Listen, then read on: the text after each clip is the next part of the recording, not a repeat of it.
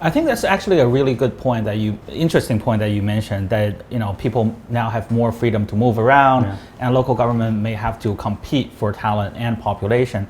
Because let's face it, I mean, China is facing a reality that its population is not growing anymore, right? It's been on the decline for 2 or 3 years now, and going to the future, I think that'll perhaps put a long-term risk for China's long-term development. And I think the resolution has some language to tackle this problem. So, JJ, could you weigh in on this? I mean, I think we talked about this in our last episode, right? Before the resolution was unveiled to the public, we guessed about the possibility of such type of retirement plan.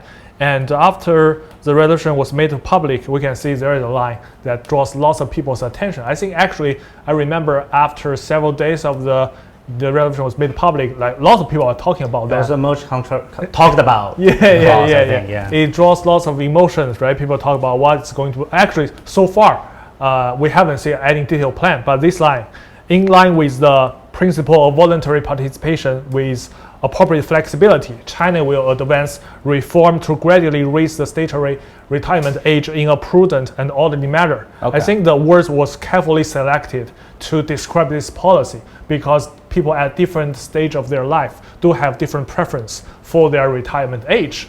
I mean, yes, for context for our viewers, the retirement age right now in China is 60 years old for male, and I think it's 55 or 60 or even 50 or even 50 or in some cases 50 for a female. So considering the life expectancy in China, I mean, that is relatively low by world standard, I think.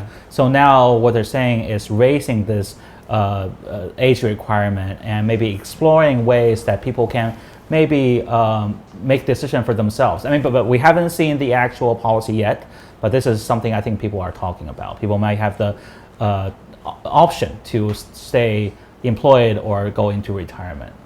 But yeah, I think well, after studying on that, especially interview some experts, the population issue in China is really complicated, and also the retirement age issue, because some people, when they were, as you just mentioned, maybe 50, 55 or 60, they still have the willingness. They are healthy, they want to work, but they have to retire.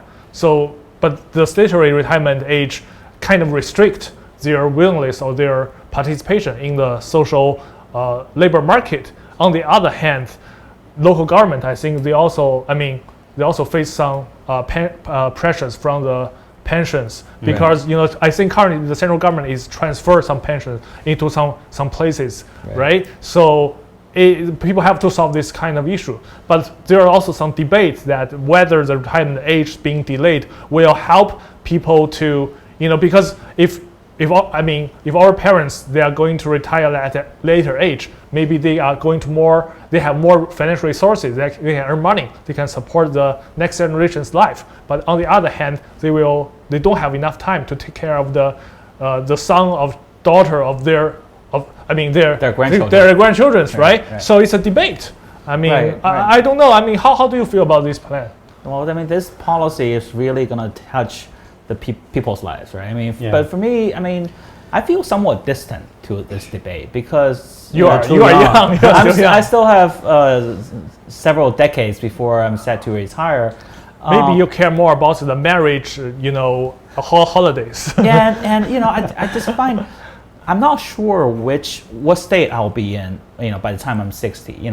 Would I want to stay employed? Would I want to go into a retirement at exact 60? I don't know. I mean, so I don't know how I would feel about it at this point. I mean, I guess I'd say neutral, I think. What about you? I think, in our company, we had a lot of millennials. I guess many of your employees in your company are pretty young, right? Yeah, I mean, younger than us. Gen Z, or even we have employees who were born after 2000, the post 00, the 00s, right? I think this is, to them, is, as you said, it's a very distant topic. And people talk about this kind of thing only kind of half-jokingly. But I think, from my view as a business owner, though, it was real. because I can see our social security expenses, our pension expenses going up and up and up every year, and which also kind of make me convinced that this reform will have to take place sooner or later, because otherwise the only alternative will be to increase the social security expenses even further for the businesses. And your company, as a business owner, you have to pay more for your employees' pensions, right? Yes. Actually, not only for my employees' pensions, but for the whole society, right? The increasingly the ever growing. Everybody shoulder the pressures of the aging population. So to me, it's just inevitable that this reform will have to change. And I think retrospectively, when I travel to other countries, for instance, Japan, they have a lot of very old people still in the workforce. Yeah. People driving cabs. In Europe too, that's also what's happening. You see silver-haired people already still doing service sector jobs. But that's not actually pretty rare in China. I think, especially in the metropolitan areas. Yeah. Of course, I understand that in rural areas, farmers, old people still do farm jobs. Yes. But maybe with this changed retirement age requirement, we'll see more silver-haired people. I think one key difference is that Japan has. We know that Japan has a high life expectancy, right? China's life expectancy is growing, but it actually reminds me one of your newsletters you just published. You said that actually we develop very fast. China developed very fast in the past 40 years. Yeah. There are different generations that they were alive and they have different concepts.